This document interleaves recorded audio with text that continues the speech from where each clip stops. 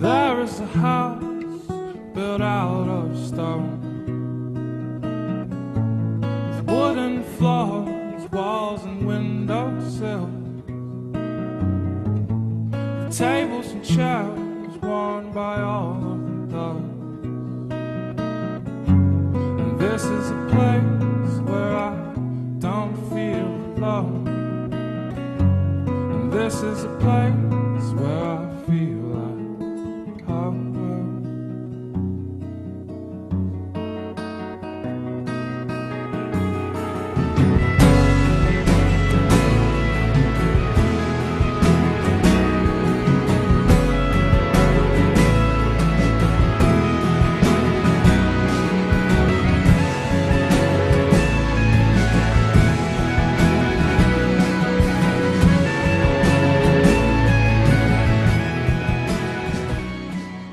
Good morning, everyone. Hope everyone's doing well. As those of you who have read my emails know, I'm doing very well. I'm very excited. Tuesday morning at 8 a.m., our little girl, Ada Douglas Carty, decided to come early and get this party started.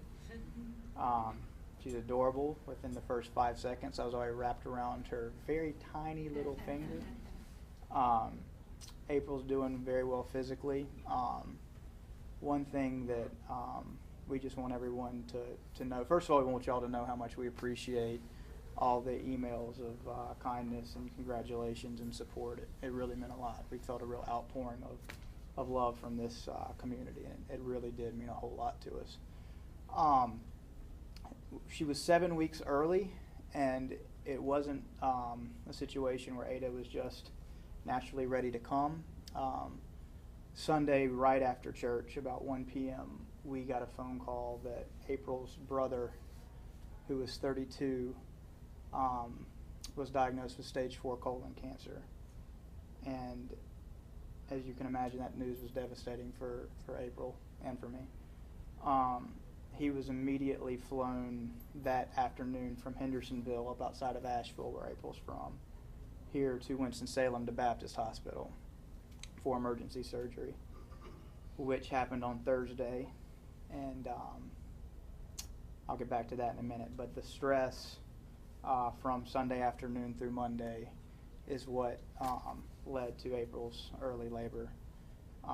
She began laboring at 5 p.m. and like I said, by 8 a.m. Ada had come, and she's very healthy. She's in the NICU in Forsyth at Forsyth Hospital, and we're getting great care. And like I say, we adore her, and physically April's doing very well too.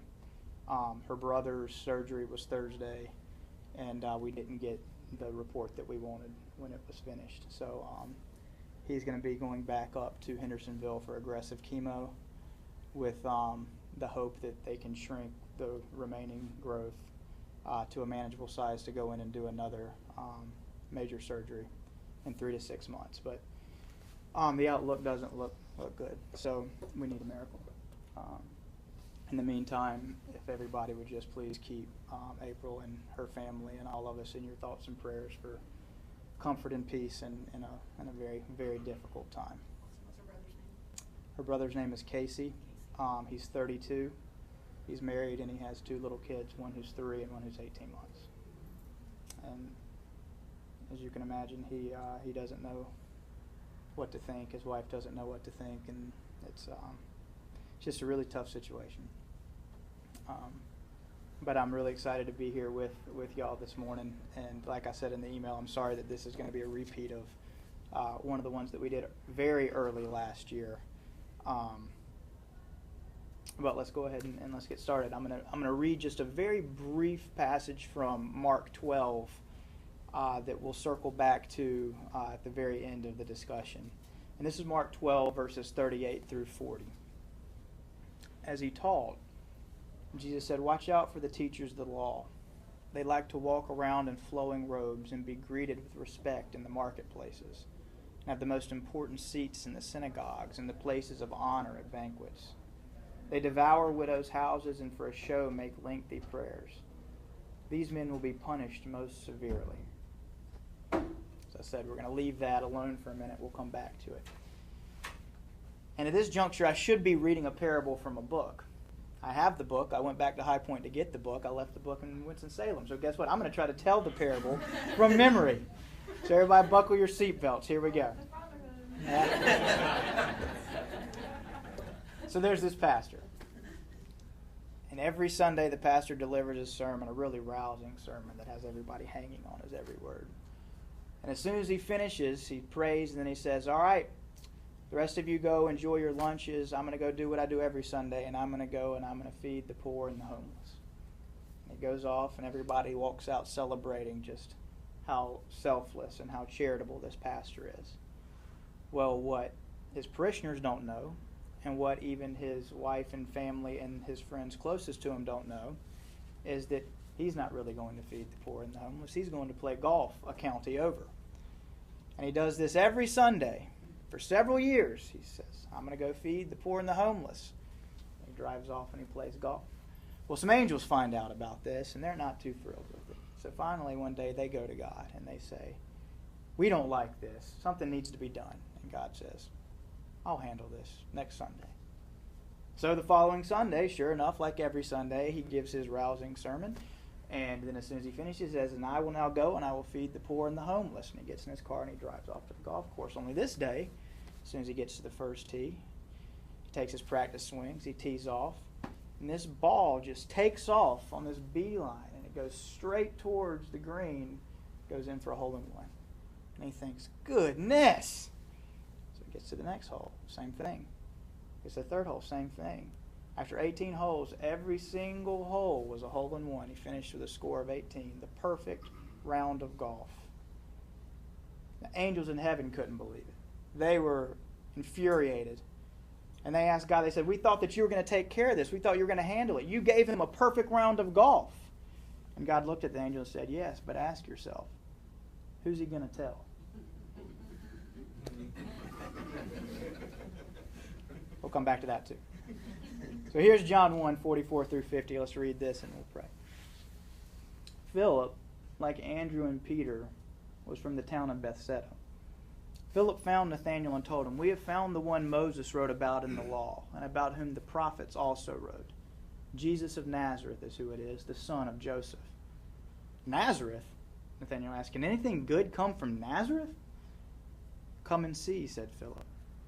When Jesus saw Nathanael approaching, he said of him, here truly is an Israelite in whom there is no deceit. How do you know me? Nathanael asked him. Jesus answered, I saw you while you were still under the fig tree, before Philip called you. Then Nathanael declared, Rabbi, you are the Son of God. You are the King of Israel. And Jesus said, you believe because I told you I saw you under the fig tree. I tell you, you will see greater things than that. He then added, verily I truly tell you, you will see heaven open and the angels of God ascending and descending on the Son of Man. So let's pray. God, we thank you for another morning, for another opportunity to live in your world and your creation. We thank you for loving us. We pray that you would guide us in our discussion this morning. I pray this in Jesus' name. Amen. So here we have Nathanael, skeptical about Jesus, but he comes around as soon as Jesus says, I saw you under that fig tree. Just remember that line, I saw you under that fig tree. And as soon as he says that, Nathanael comes around. I know I've said there's a lot we're going to come back to. That's another thing we're going to come back to. We've got a lot of threads we're going to have to tie together here. Stay with me. First I want to talk about the film Avatar, though. Avatar, however you want to pronounce it, Avatar. Y'all seen Avatar, that movie that James Cameron spent like 27 years working on? That's a hyperbole. I think it was only 10. But it was a lot of years.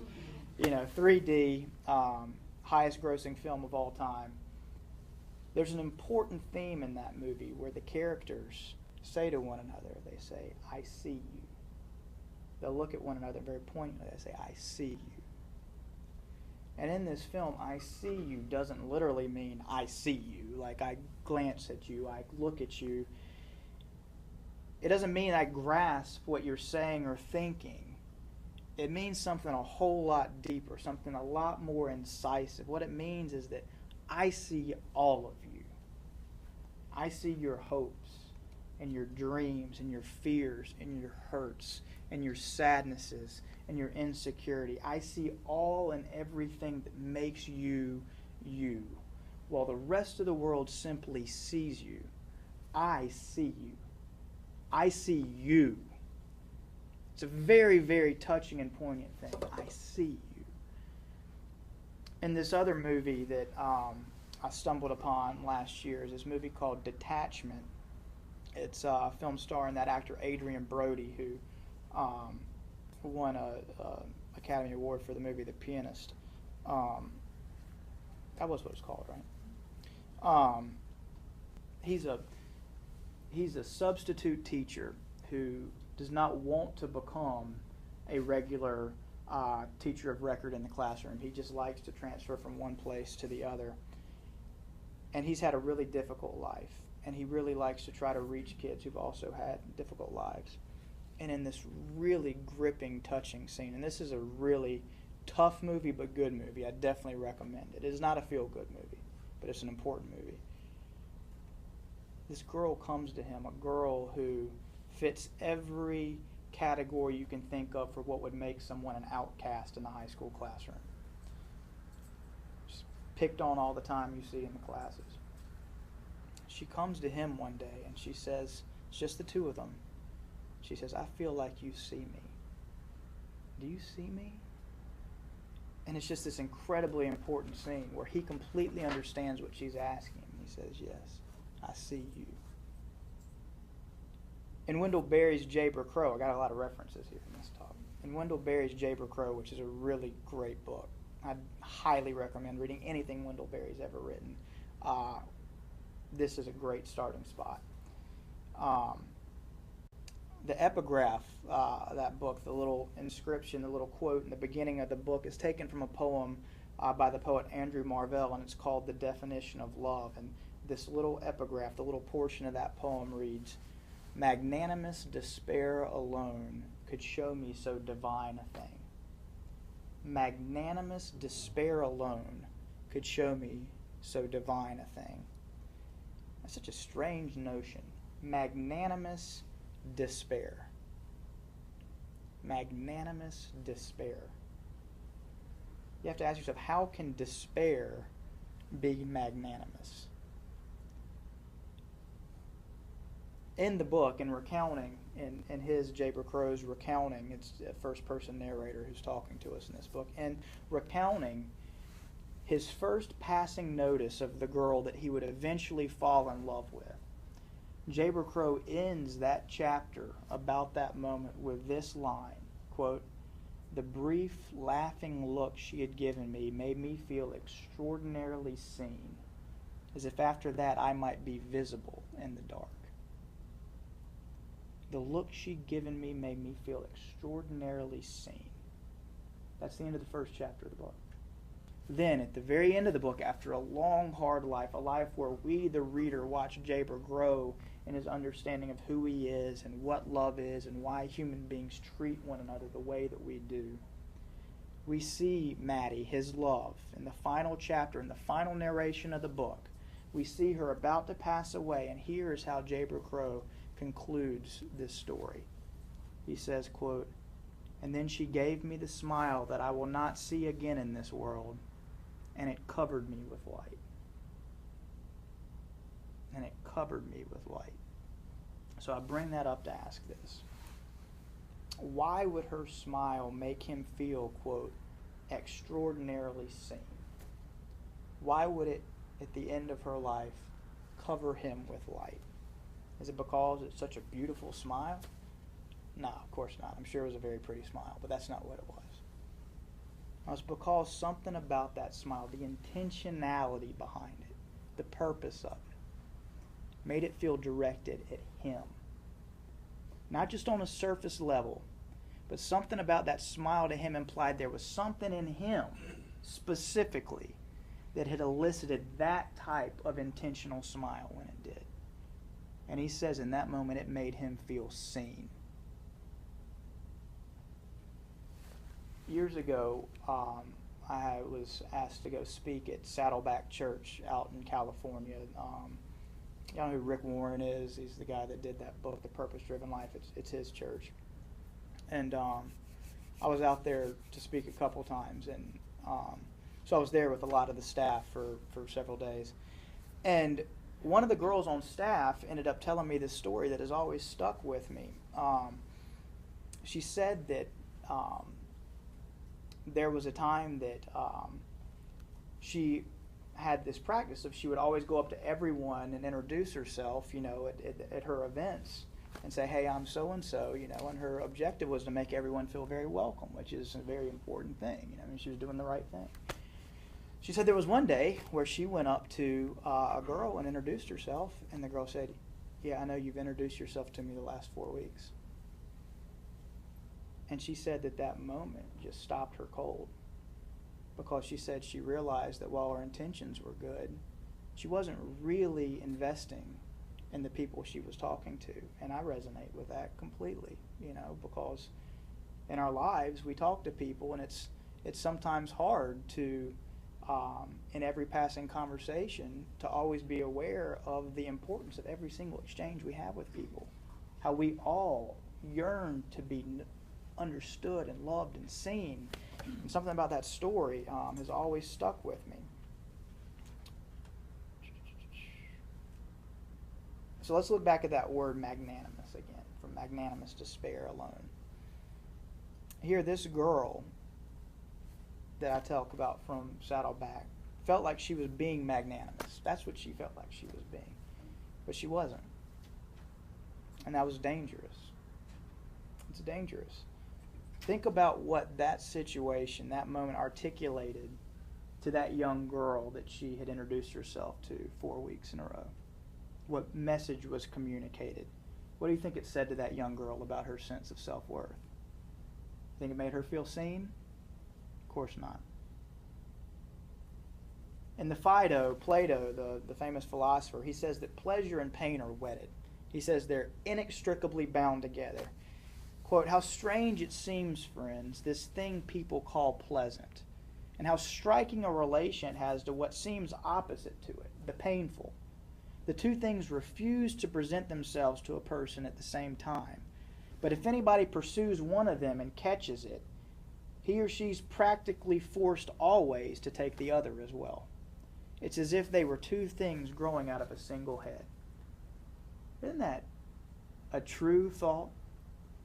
The two things refuse to present themselves to a person at the same time, but if anybody pursues one of them and catches it, they're practically forced always to take the other as well. This jives with something that Fyodor Dostoevsky talks about at length in the beginning of his famous novella, Notes from the Underground. He goes to length to try to describe how true pain is when we don't have anyone else to project that pain upon. So we know pain, but real pain is we don't have someone else to project that pain upon. It's painful to read about. He goes, and it's long. It's a 4-page discussion of a toothache. He's talking about a toothache for 4 pages, and how the agony really isn't in the toothache. The agony is that he's isolated and doesn't have anybody else to complain about how bad the toothache is. When I read that, I thought, man, that is a good insight. And of course, I thought about 4th grade, because that's what everybody does, right? In fourth grade, I got my first B. It was the 3rd quarter of the year, and I got my first B. Now, rest assured, I got plenty more B's from there forward, but this was my first one. And I was really caught up on making all A's. And I remember getting the report card and being devastated, and immediately having this thought of being anxious for my mom to come pick me up so that I could tell her that I'd made a B so she would pity me. I didn't think about it in those terms at the time, but I look back and I know that's what I was thinking. I had this pain, but this human instinct in me was I needed to project this on someone else so that they could feel sorry for me and I could unburden some of my pain. I bet in your lives you have similar experiences. We don't mean to be the type of people who want to just project our pain and our hurt on other people, but it's how we're built. So what if Dostoevsky's right that true pain is when we have no one else to project our pain upon. But what if he's right with a little twist? What if true pain is when we don't have anyone to share it with? Not that we don't have anyone to project it upon, but when we don't have anyone to share it with. And this ties back to that parable that I told you. So the pastor shot a perfect round of golf. Congratulations. That's awesome. That's amazing. It's more than amazing. It's impossible. But who's he going to tell? That's the way the parable ends. But who's he going to tell? You talk about a wonderful study in the marriage of pleasure and pain. He gets what he wants, a grand achievement. That's what he really wants. He wants a grand achievement. But in the process, he can't get what he really deeply wants, which is commendation. He wants to be told how great he is. The pastor represents the inevitable end to the human condition in isolation. He represents the way that we manufacture, the way we have this tendency to manufacture images of ourselves as altruistic, as successful, as important, go on and on, all in effort just to appear altruistic and successful and important, and on and on. And the problem, as this parable exposes, is that at the end of the day, he finally has something worth sharing with someone, but he doesn't have anybody to share it with. He's cultivated a life where he now has no one that he can share it with. Perhaps the most visible person in his community, he's not seen by anyone. So here the pastor's gotten everything he really wanted. He didn't really want to help the poor. If he did, that's where he would have been instead of out playing golf. He got what he really wanted, which was a perfect round of golf. But upon receiving it, he didn't have anybody to share it with. And to me, this is the perfect illustration of the ultimate loneliness. To finally get what we really want, but then to realize we don't have anybody to share it with. I feel like a moment like that, so stark in its ability to make us look inward at a sense of emptiness inside us. I feel like that moment would just be terrifying. Or as C.S. Lewis puts it, to be afraid of oneself is the final horror. To be afraid of oneself is the final horror. There's a branch of the discipline, the psychology of religion, that claims that we're driven, that what drives us as people is feelings of insignificance. Now this may be right or wrong, but I'm just going to tell you what they think. They claim we're driven by feelings of insignificance, and they suggest that our faith helps mute our feelings of insignificance. So with that in mind, let's unpack the pastor's situation really clearly so that we really ascertain what the deep problem is in this situation. First, let's quickly dispel any notion that his primary problem was that he wanted to play golf instead of help with the poor. This wasn't his problem. Playing golf in and of itself, as opposed to spending every waking hour of our lives engaged in charity, that's not a bad thing. In fact, we don't know this man's life. We don't know this pastor's situation. We don't know what else was going on. It could be that providing himself with 4 hours of alone time to be out in nature and playing golf, it could be that that was the exact type of charity he needed to be giving himself on a Sunday afternoon. So the golf element is not the problem in the pastor's story. Now what we need to look most closely at is the part of the parable that claims that he lied not only to his parishioners about his Sunday afternoon whereabouts, but as I said, I hope I mentioned it. If I did, I meant to. Was that he lied also to quote his family and his closest friends. Not just his church, which is bad enough, to his family and his closest friends. Apparently this pastor felt that he couldn't share his true heart, his true desire, his true personality, his truest self with even those closest to him. This, far more than the fact that he was lying to everyone around him, this is the great shame of the story. He didn't feel he could be truthful to those who were the closest to him. Thus, let's think for a moment how insignificant this man must have felt each day of his life. He had to have felt insignificant. Think, he feels compelled each Sunday to create an outlandish story about what he does after his Sunday service. Let's not forget, he feels compelled to claim his service just after he spent his Sunday morning serving the church. To do this I'd argue, requires someone to be paralyzed by a fear of insignificance. To feel he or she has to go that far out of the way to present themselves as lovable. The situation has to render him or her unable to be at peace with him or herself, because they always feel that should the world realize who they really are, they won't be loved.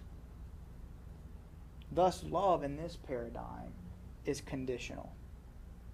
It requires the principal actor involved to constantly put on a show to feel worthy of being loved. Always on stage. And the central problem with this is that nothing he or she does will ever, no matter how much of it he or she does, it will never ever be enough to quell that feeling of insignificance. Instead, the only thing that makes us feel significant, as we discussed last week, is accepting true love. It's the only thing that will make us feel significant. So what this pastor really needed, instead of praise for his altruistic and charitable nature, was someone, most specifically his wife or children or one of his closest friends, to lovingly say, I see you. I see how hard you're working. I see how scared you are of not being good enough, smart enough, strong enough, lovable enough. And you want to know what? You are. You're enough. However, we're left to assume from the parable this didn't ever happen. In fact, let's unpack this even further, because the pastor's not the only one involved in it. Though they're only mentioned in passing, the family members and the close friends also play a role in this story, yet they never approached the pastor to say these things that we just outlined. Why? Why didn't they ever do that? Was it because they were too afraid or too uncomfortable? Quite possible. A lot of times we have insight into those closest to us, and we don't know how. We don't have the tool set to be able to speak to what people often really need to hear. So that's possible, but I don't think that's it. Rather, the more likely explanation is to me that while they may have realized at some point that he was lying, that they didn't really know the full extent of why. In other words, they lived with him, but they didn't see him. All he wanted, all any of us want, is to be seen. And my favorite movie, which we watched as a group, some of us did several weeks ago, A River Runs Through It. Wonderful movie. If you haven't seen it, go watch it today. Love it. The lead character, Norman McLean, narrated by Robert Redford, says, it's such a powerful line. He says, so it is those we live with and love and should know who elude us. So it is those we live with and love and should know who elude us. There's a strange, inexplicable, profound truth here to this paradox. It is those we live with and love and should know who elude us. And perhaps the main reason why they elude us is that even though they're always right there in front of us, we never actually see them. So caught up in our own worlds and wanting to be seen ourselves that we don't always see them. Jesus says several times in the Gospels, though seeing they do not see, though hearing they do not hear. Jesus often says this regarding his listeners' ability to understand parables, and he doesn't refer simply to their ability, their cognitive capacity to grasp the parable, but rather he's referring to the state of the seer or the hearer's heart, to how open that person is to receiving the embedded message. In fact, after several parables, the disciples are commended for having eyes to see and ears to hear, just after having confessed to Jesus that they didn't understand the parable. We overlook that a lot because it's easy to unpack or to interpret that line, though you have ears to hear, or you have no ears to hear, eyes to see, as meaning you're just not grasping the concept. No, the disciples get commended for having ears to hear and eyes to see after saying, Jesus, we don't understand what you're talking about. So it's not a matter of grasping, it's a matter of how open the listener's heart is to receiving the message. It's not a matter of understanding. It's having a soft enough heart to try to see, to try to hear, to try to understand. And Jesus says in the Scriptures that he is a rewarder of those who diligently seek. In Matthew 20, verses 29 through 34, it says, quote, "As Jesus and his disciples were leaving Jericho, a large crowd followed him. 2 blind men were sitting by the roadside. And when they heard that Jesus was going by, they shouted, 'Lord, Son of David, have mercy on us.' The crowd rebuked them and told them to be quiet. But they shouted all the louder, 'Lord, Son of David, have mercy on us.' Jesus stopped and called to them. 'What do you want me to do for you?' he asked. 'Lord,' they answered, 'we want our sight.' Jesus had compassion on them and touched their eyes. Immediately they received their sight and followed him." We need to hear this passage, and we need to be inspired to do the same. To ask God to give us sight of other people. Pray that God puts a burden on our hearts to really see those around us, so that we might better understand and better know how to offer ourselves to them. In John 1, Jesus said to Nathanael, as we read in the beginning, "Here is a true Israelite in whom there is nothing false." If you'll remember, and I know it's a lot to remember back, I've read a lot of passages of Scripture here. If you'll remember, Jesus said this because he heard Nathanael say, "Nazareth? Can anything good come from Nazareth?" We're left to interpret that Jesus appreciated Nathanael's sincerity in saying what he really thought. He said, "Here's an Israelite in whom there is no deceit." What a compliment, if you really think about it. Here is one in whom there is no deceit. What a compliment. How many of us can claim that such a thing can be said about us? While the masses of us couch our true feelings, our true concerns, hide them under niceties and under calculated sophistication, Nathanael spoke his heart. And because Nathanael realized that Jesus was accepting him for this very thing, for his sincerity, for his honesty, for his openness, he said that he would follow Jesus. And then Jesus said, "You believe because I told you I saw you. You shall see far greater things than this. I tell you, you shall see heaven open." Here we have a promise that we can extrapolate for ourselves, from Nathanael to ourselves, that once we feel seen, as Nathanael did, once we feel seen, once we feel understood, appreciated, significant, that is when we will see heaven open. And heaven, that's a twofold thing. Yes, that is a state of being. It is a place that we all anticipate going.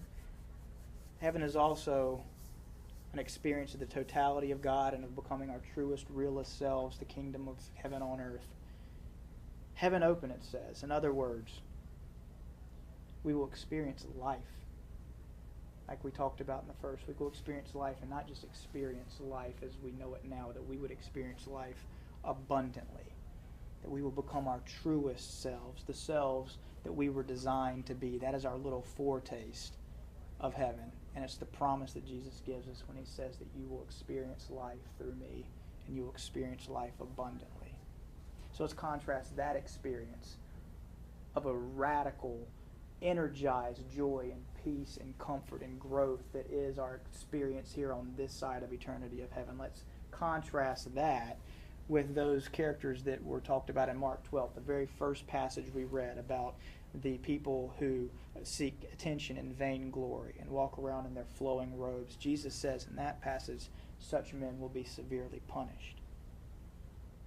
So what would be the contrast? What would be the exact opposite of an energized comfort and peace and joy and wholeness?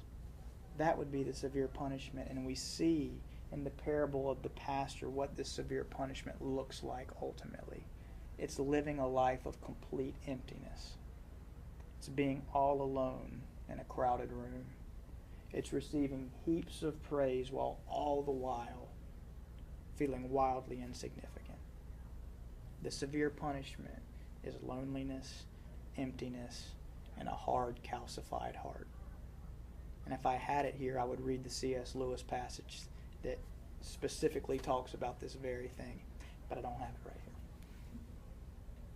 I also would have been playing a portion of Peter Gabriel's song "In Your Eyes" right now because it's very apropos. But I didn't bring the Bluetooth jam box because, as I also forgot the book with the parable, I forgot the Bluetooth jam box. But I'm going to give you the lyrics instead, and that's good enough. And I think everyone's probably pretty familiar with this song. The first verse says, "Love, I get so lost sometimes. And the days pass, and this emptiness fills my heart. And when I want to run away, I drive off in my car. But whichever way I go, I come back to the place you are. And then all my instincts, they return. And the grand facade, so soon will burn. Then without a noise, and without my pride, I reach out from the inside. In your eyes, I feel the light and heat. In your eyes, oh, I want to be that complete, that full, that abundant. I have come that you might have life," Jesus says, "and that you might have life abundant. This is my commandment," Jesus says elsewhere, "that you love one another, that your joy might be full." As we go about our weeks, might we pray for eyes to see, and might we be blessed with loved ones around us who see us. And might we find the courage to open ourselves up to being seen. Might we allow ourselves to be vulnerable enough to show those around us what they need to see in order for us to be seen. And let me conclude on this note. Might we be aware of how God is constantly saying to us, just as God in human form said to Nathanael, "I see you. I created you. I know you. I see you." He's constantly saying that to us, if only we have ears to hear. And thank y'all for spending the morning with me. And thank you again for all the kind notes about Ada. We're thrilled. Have a great day.